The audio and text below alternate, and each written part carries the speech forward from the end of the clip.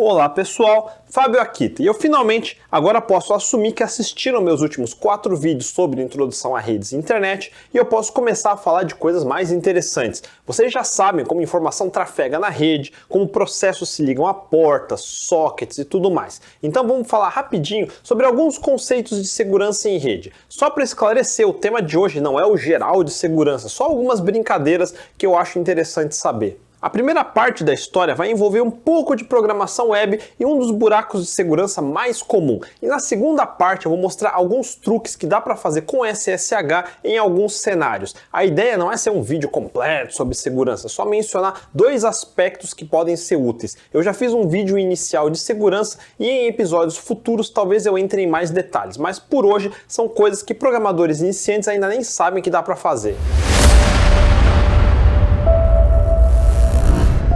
Pense assim, um programa é como se fosse uma função. Ele pode receber algum input seu do usuário, processar alguma coisa e cuspir alguma resposta. Sempre são essas 3 grandes partes, input, processamento e output. Mesmo no design de um chip de CPU, temos as 3 grandes partes de fetch, decode e execute. Se for um programa long-lived, que persiste e fica rodando em background, como eu expliquei no episódio passado, é um big loop esperando algum input seu na forma de coisas que digita ou clica na tela. Daí processa alguma coisa e cospe alguma coisa na sua tela. Em resumo, programas mastigam seu input e cospem um output. Também podemos pensar em programas como alguma coisa que transforma o input em um output. Por exemplo, um Spotify transforma os cliques de mouse na interface em música, que é seu output. Antes de internet e antes de redes, você era a única pessoa que entregava algum input para o programa que ia rodar na própria máquina. E a maioria de nós não tem interesse em digitar comandos que destruam a própria máquina.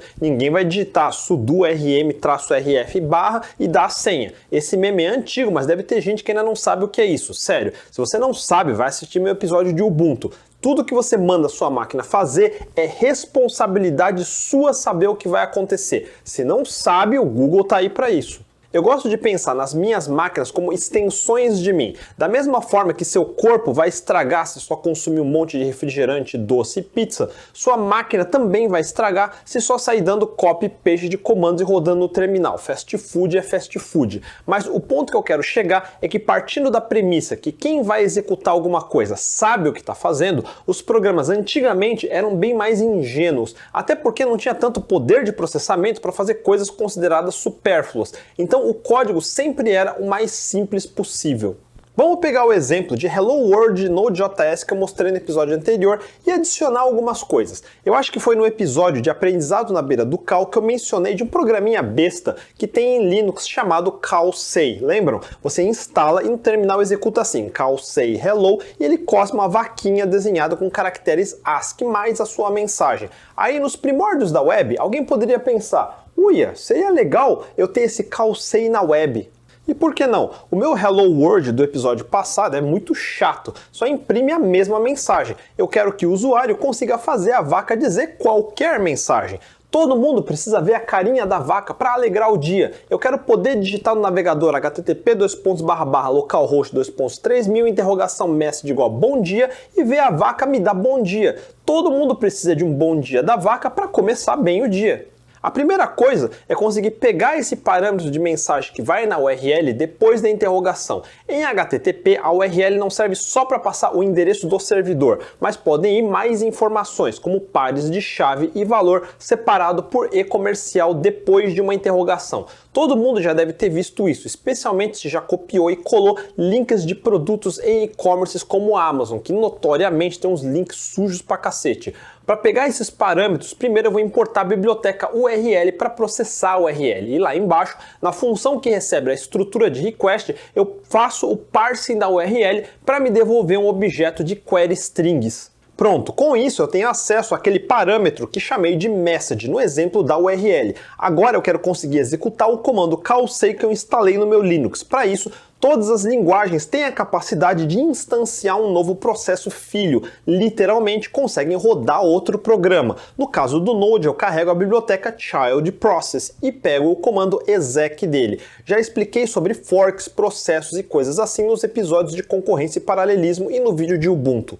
Agora vem o principal, eu chamo a função exec com a query string message que eu tirei da URL e monto a string do comando de calsei como fiz no terminal usando interpolação de strings. Toda linguagem tem o equivalente à interpolação de strings. Se não sabem nem isso, estudem mais. Essa função exec vai executar o comando calsei e quando terminar, chama essa outra função anônima que eu passei. Ela vai preencher para mim o que o programa retornou, separado em objetos de erro standard output ou stdout e standard error ou stdr. Como é um exemplo besta, eu nem vou me preocupar com os casos de erro e ignorar completamente. Obviamente, isso não é uma boa prática, mas é só para simplificar neste exemplo. Eu quero só pegar o que o programa cuspiu no standard output e preencher a estrutura de response com ela. Pronto, agora salvo, volto para o terminal e executo o programa com o Node. Ele vai dar bind e ficar escutando na porta 3000 como antes. Podemos voltar para o navegador e digitar aquela URL que eu mostrei antes, localhost 3000 message igual bom dia. E bum, olha que bonitinho, mostrou a vaquinha no meu navegador como eu queria. E era assim que muitos sites nos primórdios da web faziam, delegavam alguma coisa para algum programa já instalado no seu sistema. Pegavam o que cuspia no stdout e devolvia no meio de um HTML para o usuário. No meu exemplo besta, nem me preocupei com HTML, só cuspia um texto puro mesmo. E iniciantes podem achar que acabou, mas agora que começam os problemas. Se você não viu nenhum problema no que eu fiz, sabemos que realmente ainda é um iniciante, mas não se preocupe, vão abrir seus olhos. Vamos voltar para o terminal do Linux. Se não sabia disso, um shell como o bash ou o zsh, ou todos eu acho, permite digitar múltiplos comandos numa mesma linha, um atrás do outro, basta separar por ponto e vírgula. Vamos tentar? Deixa eu digitar calsei hello ponto e vírgula ls-la e olha o que acontece. Ele executa o calsei e printa na tela, mas logo em seguida executa o ls-la e printa embaixo. É um jeito de você fazer one-liners, que são programinhas que cabem numa única linha antes de dar enter. Para scripts isso é muito útil, todo mundo que mexe com Linux sabe disso. Não precisa ser muito astuto para pensar, será que eu consigo fazer isso do navegador? Vamos tentar. Depois da mensagem eu posso digitar ponto e vírgula e algum comando. E olha só o que voltou. O meu programa em Node executou o comando seguinte ao calsei. E agora eu consigo navegar por todos os arquivos do servidor e executar comandos arbitrários. E você pode pensar, mas só dá para listar coisas, por que isso seria um problema? Ok, vamos fazer outro exemplo, http localhost 3000 message igual fudeu, ponto e vírgula, cat.ssh/idrsa. Sabe o que eu fiz? Acabei de pegar a chave privada de SSH desse usuário, que é um arquivo que jamais deveria poder ser exposto fora desse diretório por motivos de segurança. Com ela eu consegui invadir conta de GitHub, Amazon e tudo mais que essa chave conseguiu usar. E eu posso até baixar arquivos binários. Basta passar pelo comando base64 para transformar num texto, vai aparecer no navegador, copio e colo no Notepad em algum lugar e faço o decode do base64 de volta para a string. Eu expliquei isso no vídeo de detecção e correção de erros. Eu consigo imaginar várias coisas que dá para fazer só com isso. Se dá para executar qualquer comando, eu já tenho controle sobre essa máquina inteira. Eu ownei essa máquina, é game over. Esse meu programa é exatamente o que um programador amador poderia pensar em fazer. O mínimo de código para fazer a ideia funcionar. E de fato funcionou. A vaquinha aparece como deveria. E normalmente esse mínimo nunca assume que alguém teria a ideia de tentar fazer coisas que o programa não foi desenhado para fazer. Mas é assim que pensa todo hacker. Como eu posso explorar os programas de formas que o autor não previu? E um programador minimamente mais experiente já sabe, eu deveria ter sanitizado o que veio como query string. Hoje não é dia de falar sobre vulnerabilidades, mas isso que eu acabei de fazer se chama injection ou injeção, porque eu estou injetando comandos arbitrários num parâmetro que não foi devidamente tratado ou sanitizado. Sanitizar significa considerar que tudo que vem do mundo externo de um usuário, por definição, é podre, sujo e precisamos sanitizar antes de usar. Sanitizar significa remover caracteres especiais, como esse ponto e vírgula, ou escapar esses caracteres para serem tratados como string, não como comandos. Existem dezenas de bibliotecas que fazem isso. Frameworks como o Express, que é feito em cima do Node, justamente adiciona coisas como sanitização, já sabendo que a maioria dos programadores não se preocupa com isso. Mas o objetivo desse exemplo besta foi só para demonstrar como nós fazemos programas ingênuos quando somos iniciantes. E se for só para nós mesmos, para usar no nosso próprio computador, tudo bem. Mas numa aplicação web que vai para produção e vai ter gente de verdade usando, todo cuidado é pouco. Mas o ponto é que programas podem ser usados de formas para as quais elas não foram desenhadas. E no final eu vou voltar nesse código, mas essa próxima parte é voltando para os conceitos de rede que eu me explicando nos últimos episódios, em particular a ideia de sockets e ports. Como eu disse, antigamente a gente era bem mais ingênuo e não parava para pensar que existiam pessoas maliciosas ou simplesmente só curiosas. É o oposto do que se aprende em cursos e tutoriais. Agora imagina, o povo está empolgado com o nascimento da internet e começa a colocar programinhas ingênuos, como o que eu fiz, aberto, em portas de servidores com endereço de IP público válido, como nas universidades da época. Servidores que agora qualquer pessoa poderia acessar. E no meio deles está esse site de vaquinha. O objetivo nem era deixar público, só queria mostrar para os colegas da faculdade. Mas sem querer, agora eu deixei um buraco de segurança enorme aberto. Por isso que nunca um código de júnior pode ir para produção sem ter passado pela revisão de um ou mais seniors, no mínimo.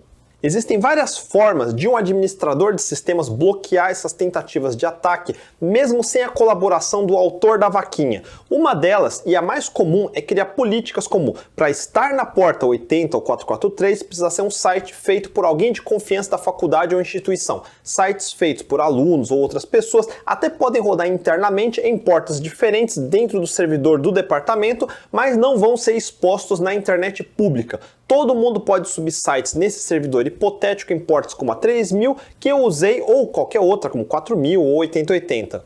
O site oficial roda na porta 80 desse servidor. Todas as outras portas deveriam estar fechadas para o público. E assim nasce o conceito de firewall. Firewall é um programa como qualquer outro que roda com privilégios de administrador ou root do sistema. Isso porque ele precisa interceptar todos os pacotes que chegam ou saem pela placa de rede e filtrar para saber se podem ou não prosseguir. Sem entrar em detalhes, existem dois tipos básicos de regras, uma para permitir coisas e outra para rejeitar coisas, allow ou deny. Sem nenhum firewall, é como se tivesse um firewall com nenhuma regra de deny e allow asterisco, ou seja, aceita tudo. Segurança completa é deny tudo e nenhum allow, mas aí o servidor seria meio inútil. No caso do servidor dessa faculdade de exemplo, a regra poderia ser deny tudo, mas allow in ou entrada na porta 80. Assim, eu poderia ter meu site de vaquinha interno na porta 3000, mas se alguém de fora, na internet pública, tentasse acessar a porta 3000, a regra do firewall diz que é para rejeitar. Então rejeita todos os pacotes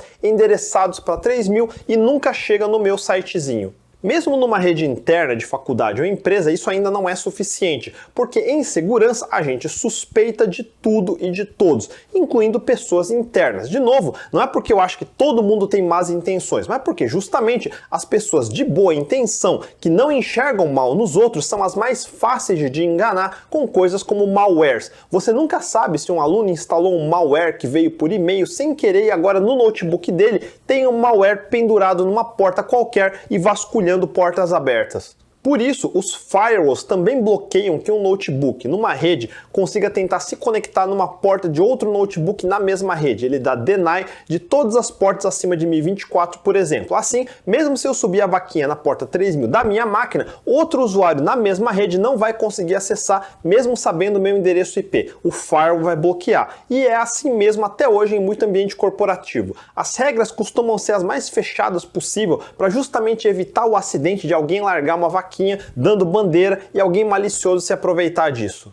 Agora faz de conta, eu sou um aluno dessa faculdade, eu fiz lá a vaquinha e subi no servidor na porta 3000 e sei que está bloqueada do lado de fora, mas eu porque queria poder mostrar isso para os meus amigos lá fora. Só que o administrador da rede nunca que vai deixar eu pendurar meu site publicamente no servidor da faculdade. Por acaso, eu tenho uma máquina virtual de grátis que eu ganhei para testar na DigitalOcean, que é um serviço de VPS ou servidores virtuais de aluguel. Eu poderia instalar lá, mas sabe, eu tô com preguiça, porque já está funcionando aqui no servidor da faculdade e só depois eu descobri que as portas estavam fechadas. O que eu posso fazer? Tá tudo bloqueado, mas ao mesmo tempo eu sei que eu consigo navegar na web, então nem tudo está bloqueado. No mínimo, portas 80 e 443 estão abertas para sair. Eu posso usar isso a meu favor. De novo, eu vou repetir. Portas são só números. Por convenção, 80 é para HTTP e 22 para SSH. Vamos rapidinho criar uma nova máquina na DigitalOcean. Vou escolher um Ubuntu numa máquina fraquinha no data center dos Estados Unidos. Eu espero terminar, copio o endereço IP público válido que ele me dá e depois de ter criado uma máquina numa DigitalOcean da vida, eu consigo logar usando o comando ssh root @IP da máquina e como não indiquei nenhuma porta, o SSH vai tentar na porta 22 padrão. Coloco minha senha e pronto, entrei na máquina remota. Eu estou mostrando o endereço IP de verdade porque depois de hoje eu vou destruir essa máquina, então não vai mais funcionar se você tentar conectar agora. A DigitalOcean fornece endereços válidos na internet para a máquina que eu alugo. Numa máquina baratinha, ele fica mudando o endereço para outro. Se eu quiser ter sempre o mesmo, eu posso pagar a mais para reservar para mim. Lembra minha explicação que não existem endereços IPv4 para todo mundo? É por isso. Para ter um válido precisa pagar mais caro. Mas o ponto é que qualquer um na internet consegue enxergar, ou seja, rotear pacotes para essa máquina. Enfim, o programa em si que está rodando no servidor pendurado na porta 22 se chama SSHD ou SSH Daemon. Daemon é todo o programa que o sistema operacional gerencia. Ele inicializa depois do boot e ele fica checando. Se ele crashear, daí tem regras, se tenta carregar de novo e assim por diante. Estude sobre systemd, OpenRC ou RUnit, que são gerenciadores de daemons que a maioria das distros Linux roda. Mas enfim, saiba aqueles que são responsáveis por garantir que programas como SSH carreguem sozinhos após cada boot. E graças a esse programa Daemon aberto e pendurado na porta 22, que do meu notebook eu consigo executar o programa SSH apontando para o endereço de lá e consigo abrir uma conexão segura de terminal remoto. Agora vai ter alguns detalhezinhos, mas não é importante decorar, só acompanhar o raciocínio. O que eu vou fazer é o seguinte, de dentro dessa máquina remota, eu vou editar o arquivo /etc ssh sshd config e habilitar essas opções comentadas de Allow TCP Forwarding e Gateway Ports para Yes. E lá embaixo eu vou mudar a porta de 22 para 80, viu? Eu posso pendurar programas em qualquer porta e eu escolhi mudar o daemon de SSH para a porta 80. Agora salvo e uso o comando do systemd systemctl restart sshd para reinicializar o daemon e carregar as novas configurações. Agora eu posso sair do SSH com exit. Se eu tentar o mesmo comando SSH para conectar no servidor, vai falhar, porque como eu disse, vai tentar por padrão na porta 22, só que eu mudei para a porta 80. E agora, como faz? Normalmente esses programas de rede sempre tem uma opção para manualmente escrever a porta. É só colocar "P80" no final e bingo, olha só, conectou direitinho. E agora é que a brincadeira começa. Aquela minha vaquinha está rodando localmente no tal servidor hipotético da faculdade na porta 3000. Faz de conta que meu PC aqui de desenvolvimento é esse servidor da faculdade. Por isso eu vou no navegador e digito 127001 ou localhost, que são os endereços locais da minha máquina. Não adianta eu passar esse endereço para ninguém, porque significa minha máquina, como eu expliquei no episódio anterior. Na máquina do seu vizinho, se ele digitar a mesma coisa localhost, não vai carregar nada, porque não tem nada pendurado na porta 3000 da máquina dele. Mas eu quero que meus amigos de fora consigam ver a vaquinha. Para isso eu preciso de um endereço IP público válido e que tenha portas abertas sem bloqueio de um firewall. Para isso eu vou usar um dos superpoderes do SSH, o recurso chamado Remote Forwarding. No terminal do servidor da faculdade eu digito SSH-R maiúsculo para Remote Forwarding e agora fica complicadinho. IP do servidor 2.7000, depois 127.001.2.3000 e eu estou falando o seguinte, toda vez que alguém tentar se conectar no endereço do meu servidorzinho na DigitalOcean nessa porta 7000, faça forwarding, redirecione o tráfego para minha máquina local 127.001, porta 3000, que é onde está rodando a vaquinha. Daí eu termino com as mesmas informações de antes para o login, usuário, root, endereço e "P" para a porta 80, que é onde o SSHD está ouvindo. E eu sei, ficou um comandão enorme, mas depois revejam com calma e entendam cada parâmetro. O que esse comando diz é, conecte no meu programa de SSHD na porta 80 do servidor da DigitalOcean e se pendure na porta 7000 de lá e fique escutando. Toda vez que vier alguma requisição por lá, faça forwarding, redirecione todo o tráfego para a porta 3000 da minha máquina local. Explicando isso fica complicado, então vamos mostrar na prática. Deixa eu abrir aqui o meu celular que está conectado via 4G, ou seja, ele não teria acesso ao tal servidor hipotético da faculdade. Vamos digitar o endereço IP público do servidor da DigitalOcean, válido na internet, e colocar 2.7 mil. E voa lá, olha a vaquinha aqui aparecendo em público. Como pode isso? O firewall não estava travando? O que aconteceu? Eu vou repetir, no navegador do celular eu passei o endereço IP válido da DigitalOcean. Essa máquina virtual está vazia, é um Ubuntu recém-instalado. A única modificação que eu fiz foi configurar o programa de SSHD para se pendurar na porta 80 em vez da 22, que seria padrão. Dessa forma eu, pobre aluno da faculdade que está atrás de um firewall bem rígido que bloqueia portas como 22, consigo acessar via porta 80 que está aberta, porque a faculdade pelo menos permite as pessoas navegar na web, e para isso obrigatoriamente o firewall tem que deixar passar saída na porta 80, entenderam? O firewall bloqueia qualquer coisa de entrar na rede, mas precisa permitir pacotes saírem para as pessoas conseguirem navegar na web, e para isso no mínimo saída pela porta 80 estava aberta, portanto havia esse buraco que podia ser explorado. O firewall deixa pacotes sair, mas não deixa nada entrar de jeito nenhum. Então, mesmo o servidor da faculdade tendo um endereço IP válido, o firewall não deixaria ninguém se conectar na minha porta 3000. O que eu fiz com SSH é o que se chama de poking a hole, ou literalmente fazer um buraco no firewall. É assim que se fura um firewall do lado de dentro. O grande lance aqui do servidor da DigitalOcean, ele não consegue me achar na internet e se conectar em mim, mas eu consigo achar e me conectar nele, via a única porta aberta de saída, a 80. E uma vez aberta a conexão, daí meu servidor de fora consegue falar comigo via essa conexão que eu estabeleci com o programa SSH. Se para você isso é novidade, respire um segundo e reveja. O servidor da DigitalOcean, bem como qualquer outra pessoa na internet, não tem como se conectar no servidor porque o firewall bloqueia. Mas se a conexão se inicia do lado de dentro desse servidor, uma vez estabelecida a conexão para fora, agora ambas as pontas conseguem se comunicar. Esse é um truque que eu já usei inúmeras vezes ao longo dos anos. A primeira vez que eu aprendi a fazer isso, acho que nem existia SSH. A gente usava um programinha chamado HTTP Tunnel, que faz o oposto do que acabamos de fazer, o recurso de local forwarding do SSH. Deixa eu dar um outro exemplo. Acontece que só fechar todas as portas, mas manter a porta 80 e 443 de web abertas, continua sendo um enorme risco de segurança, porque vai saber quem dentro da empresa não está entrando em site pornô, site de pirataria e uma hora esbarrando em sites com malwares. Para evitar isso, acho que até hoje tem empresas que obrigam todo mundo a usar um proxy.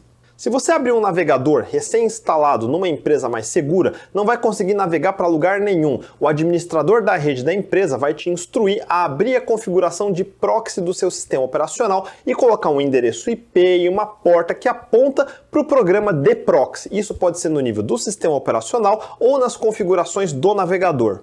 Lembra no episódio passado que eu fiz um exemplo de conectar num servidor web usando Telnet e digitando manualmente o cabeçalho de requisição HTTP, lembra? Comando GET seguido de barra e o nome da página HTML que quiser, terminando com HTTP 1.0. Um cabeçalho mais completo que o navegador enviaria seria parecido com isso aqui. Ele dá bem mais detalhes para o servidor, que navegador que é, dizendo que línguas que aceita e coisas assim, e é uma das formas de como serviços como Google Analytics conseguem saber coisas como qual navegador mais acessa seu site. Enfim, se tiver um proxy configurado, o navegador não vai mais se conectar direto com o site que você quer. Em vez disso, sempre vai mandar todas as requisições para o servidor de proxy, e o pacote vai ser um pouquinho diferente, assim. Olha só, no comando GET vai a URL inteira, com o domínio, uma nova linha dizendo que host estamos querendo nos conectar e uma configuração específica de proxy. O proxy vai receber essa requisição e modificar para ficar igual ao original, sem os detalhes de proxy. E é o proxy quem vai se conectar com o servidor do Mega, no caso, e o site do Mega vai gerar o HTML e o pacote de response e vai devolver pro proxy. Daí o proxy redireciona a resposta de volta para o meu navegador. Um proxy atua como um intermediário entre eu e os sites que eu quero navegar. Do ponto de vista do usuário, eu estou navegando normalmente, mas do ponto de vista dos sites que eu estou acessando, ele só enxerga o proxy como usuário.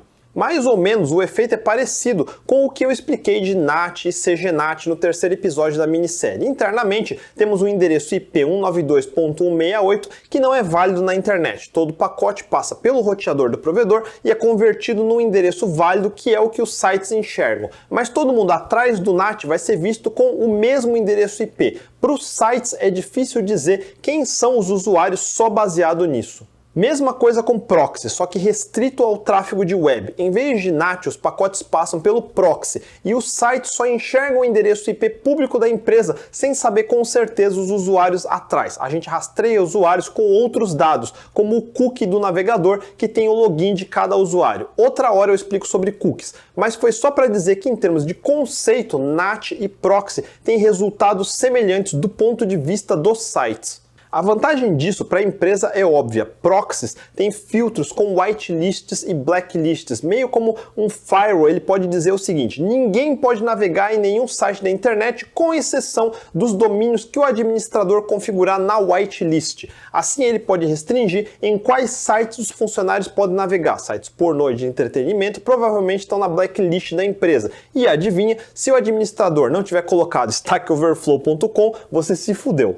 Mais do que isso, ele pode monitorar o conteúdo de tudo que está passando e registrar. Isso é mais difícil hoje porque usamos HTTPS, e aí ele tem mais dificuldades de vigiar o conteúdo do que você está navegando, porque vai tudo criptografado. Mas como eu expliquei antes, na requisição fica aberto que site você está tentando acessar e o proxy consegue registrar isso. Só de restringir onde pode navegar já é um pé no saco. E é compreensível, muita empresa não gosta de ver os funcionários perdendo tempo em redes sociais, então bloqueiam coisas como YouTube, Facebook. É um pensamento super retrógrado que era comum no começo dos anos 2000, e eu sei que tem empresas que pensam assim até hoje, infelizmente.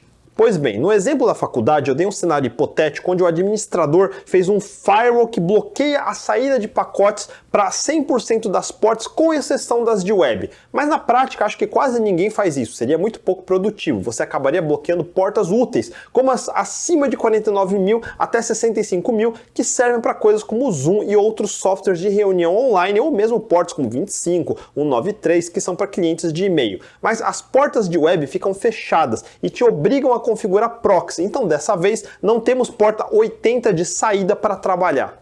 Eu não vou mostrar na prática, mas a solução é simples. Com o mesmo servidor na DigitalOcean que eu tenho, eu posso configurar aquele daemon SSHD não para a porta 80, mas sim para uma porta como 50.000, uma porta alta que provavelmente não vai estar bloqueado nos firewalls. O Remote Forwarding que eu fiz com aquela opção SSH-S R permite que alguém de fora acesse um site meu rodando uma máquina privada dentro da rede, mas o oposto também é possível. Eu posso rodar o seguinte comando um pouco mais complicadinho: SSH-D 1337-Q-C-N root @IP do servidor de SSH-P50.000. Opções como "-Q é Quiet Mode, para não ficar imprimindo nada no meu terminal. "-C maiúsculo é para comprimir o conteúdo que passar por esse programa. "-N é para não abrir uma linha de comando para o servidor. Mas o mais importante é esse "-D 1337. Isso vai pendurar esse programa, fazer bind nessa porta 1337 na minha máquina local. Poderia ser qualquer outro número de porta. O resto é a mesma coisa para conectar no SSHD, apontando para a porta 50.000 do servidor, o que provavelmente vai conseguir furar o firewall.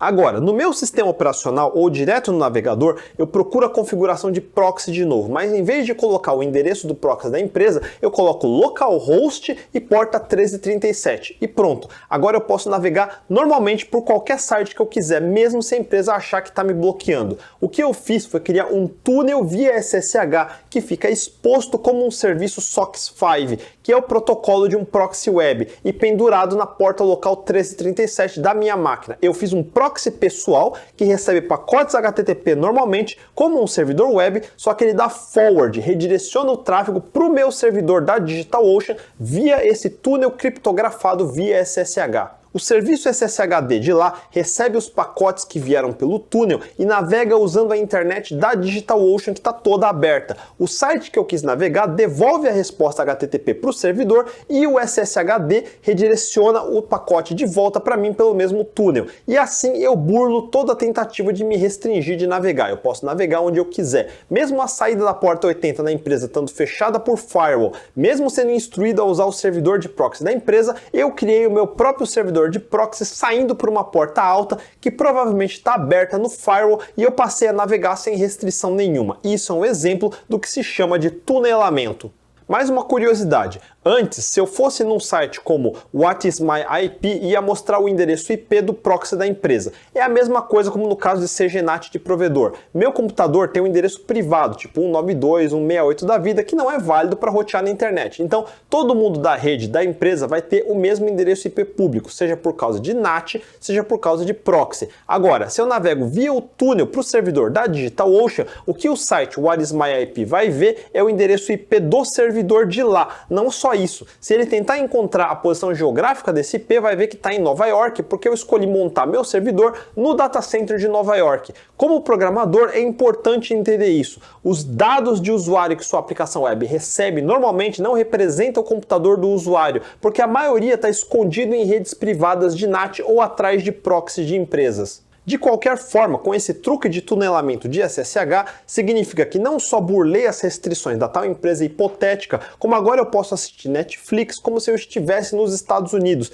tendo acesso a conteúdo que não tem no Brasil. Então eu burlei também a restrição de região do Netflix. E se o que eu acabei de falar apareceu com aquelas propagandas sobre VPN, é porque tem a ver. Esse é só um exemplo de coisas que conseguimos fazer quando sabemos um pouco sobre redes. E no próximo episódio eu vou falar um pouquinho de VPN. Por hoje eu queria mostrar um pouco mais de que tipo de coisa você está perdendo quando se recusa a entender um pouco mais sobre redes. A pessoa hipotética que fez o site de vaquinha e conseguiu disponibilizar na internet com túnel de SSH, eu poderia dizer que é o oposto da maioria dos programadores. Um péssimo programador que fez um site cheio de buracos de segurança, mas um bom cara de redes que soube ultrapassar as restrições do firewall e abrir buracos no bloqueio. Mas no geral ele ganha nota negativa, porque alguém colocar um site que não entende que é inseguro à força na internet o torna um péssimo profissional. Eu sou o tipo que gosta de quebrar as regras e sempre fiz isso, mas quando eu faço eu sei os riscos que eu tô correndo.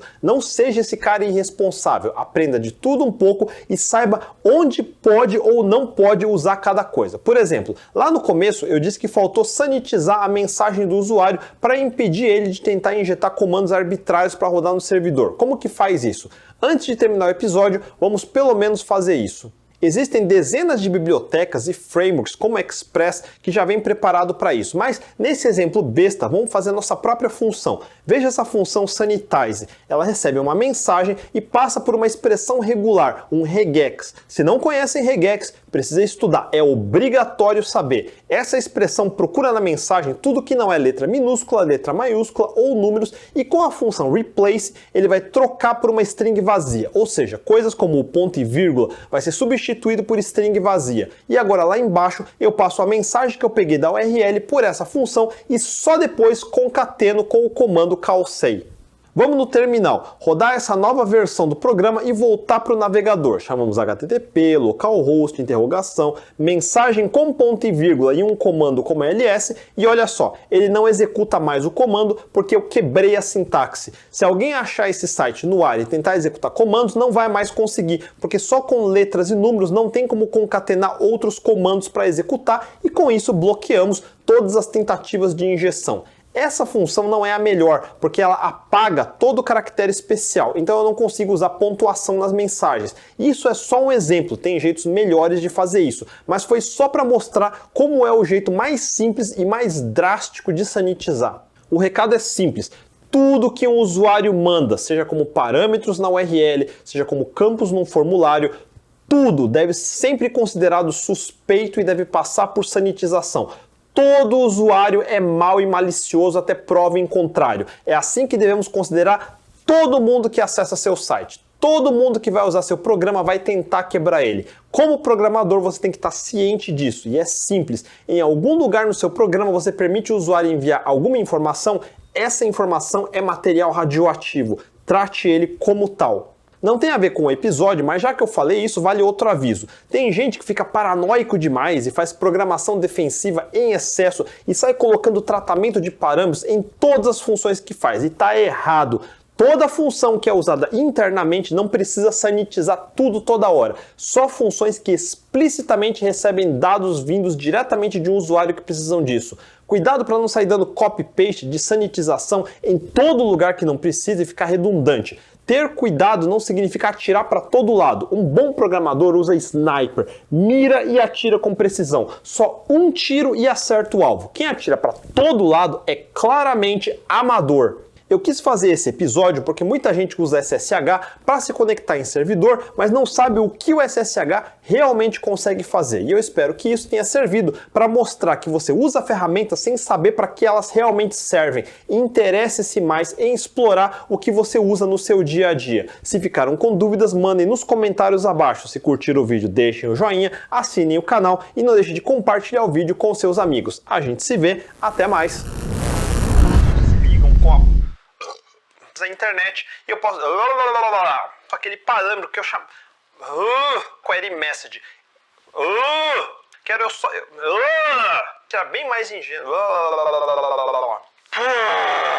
Nossa, mano, mas que saco, velho. Nossa, Android é uma merda mesmo, viu? Puta que eu pariu.